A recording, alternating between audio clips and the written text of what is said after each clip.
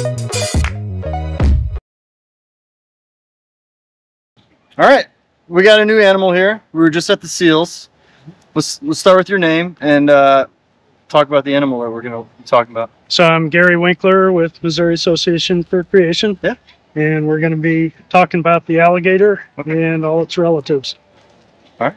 We got a special kind of alligator here today? So this is an American alligator. It's the one we're most familiar with. And there's about 1 million of them in Louisiana, 1 million in Florida, and then more scattered around the southern states. There's also a Chinese alligator. Okay. And you know where those probably live? Probably China. Yep, Yangtze Valley in China. Except there's actually more in zoos now than there are over in China. Okay. I'm looking at this one here in Missouri in a zoo, and it's fairly large. Are there different sizes? Maybe the one in China is bigger, smaller? China, they're a lot smaller, okay. So they'll get up to about 14 feet, and this is a pretty good sized one here. Yeah. Yeah, we'll have to get a shot. That's got a big belly. Yeah, they can get up to 800, even 1,000 pounds in the wild. That's incredible. So you said 1 million in Louisiana, 1 million in Florida. Yeah, and they were actually almost hunted to extinction at one time. Seriously? But then they outlawed hunting for a while, and they made a huge comeback, and now they can be hunted just more responsibly. Interesting. You may have mentioned this, crocodile alligator. This is a alligator. Right. And so crocodiles and alligators, you've got alligators. The alligator family includes the 2 alligator species, and then there's 6 species of caimans. And a lot of these are really beautiful. They live in South and Central America. And this is a Yacaré caiman, and there's about 10 million of those. Yep. They love to eat piranhas. Really, all the species, a lot of them, they'll eat fish, turtles, even up to deer, and they've been known to take down black bears. But a lot of the sites you'll see, they say they're all, the only thing they eat is meat. Yeah. But they've actually been surprised. Scientists have studied, cut open the stomachs and found all sorts of fruit. Interesting. And so there's something called alligator apples that grow in Central South America, Florida, over in Africa, and so forth. And people say they taste terrible, but these all love them. They like it. And they have a problem in St. Petersburg, where they have some of the alligators in captivity. They keep raiding the turtles' food bowl and eating their lettuce and really squash and stuff. Interesting. I'm looking at this one, the Nile. This could not be true. It could be just something I'm noticing, but it looks like their legs are a little bit longer. Is that common that there's going to be shorter leg alligators, longer leg alligators, or is that just something that this photo is just showing? So one thing is they have 2 styles of walking. Both of them, they do a low walk, and then they'll do a high walk like this guy's do it when they want to. Yeah, and okay. So they take that different stance, and they can make better time. And they can even walk on hind legs for a ways. Seriously? Which, when you see that, that's usually the key to start out of town. Yeah. I'm gonna look for some video of that. I never imagined that happened, that they would walk on their hind legs. The crocs show a lot more teeth. They have more of a V shape, and they're, in general, larger. They can get up to 2,200 pounds or so. The Australian saltwater crocs can get that size, and the Australian saltwater crocs can swim out to sea hundreds of miles out in the open ocean, and they know how to navigate the currents and that's everything. Really cool. And I was in Australia on a whitewater rafting trip. We come to the end, and it's a nice calm pool. The guy tells us we can jump out and swim.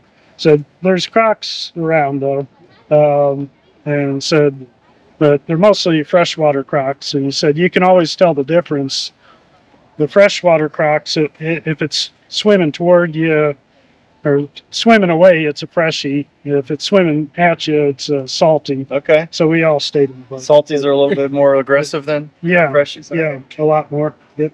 Cool. And they get a lot bigger. Yeah. I'm noticing some these nodes. Obviously, their armor, their plates, are those. I would imagine are all very different, unique to each animal. Aside from just their patterns, but they're all in different places and all that. Yeah, so each species looks a little different, and you can see how tight knit that armor is, and you can see on our alligator here, the hind feet are webbed for good swimming. Most of their propulsion's with their tails, swinging it side to side through the water, and they can swim fast. They can swim up to 20 miles an hour.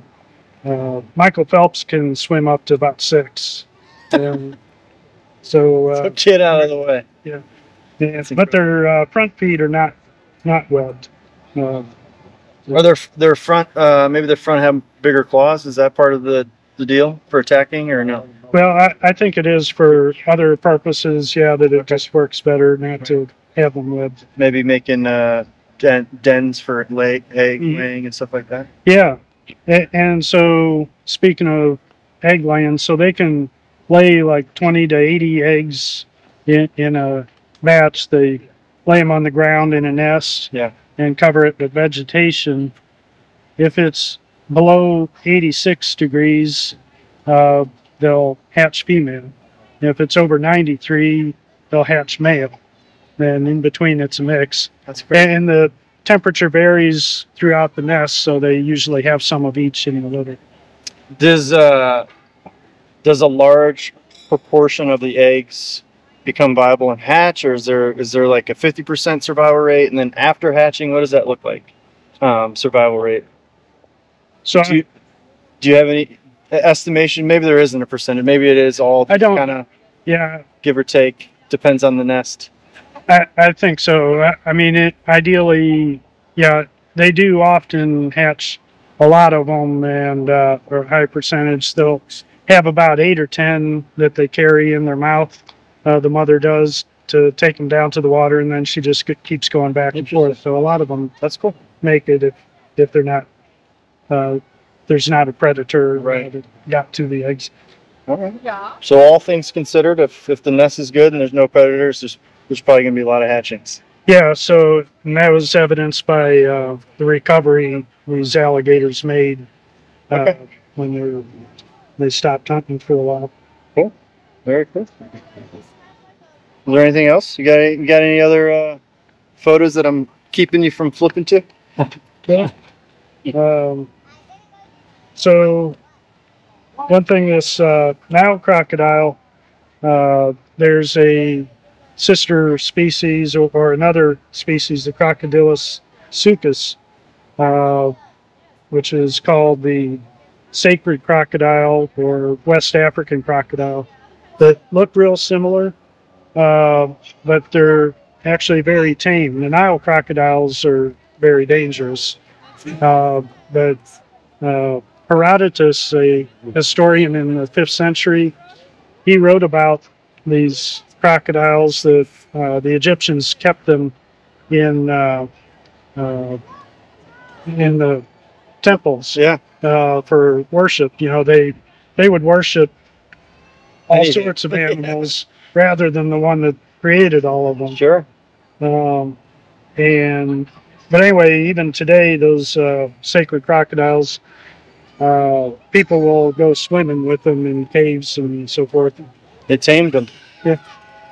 I still would not do that. I still wouldn't swim with them. I wouldn't. The gharials are kind of interesting. There's only one species of these, and they live in India and countries nearby. You can see the real long snout. I was gonna say it looks like a garfish. Yeah. Mm-hmm. Not related though. No, and I think it's a coincidence about the names seeming similar, because the little bulb at the end on the males, it's for the Indian word dara, which is a pot that they use for keeping water in, and it keeps the water cool too. Um, and so they have pretty weak jaws. You can see they eat eels and fish a lot. That's cool. I like it. I like all that stuff.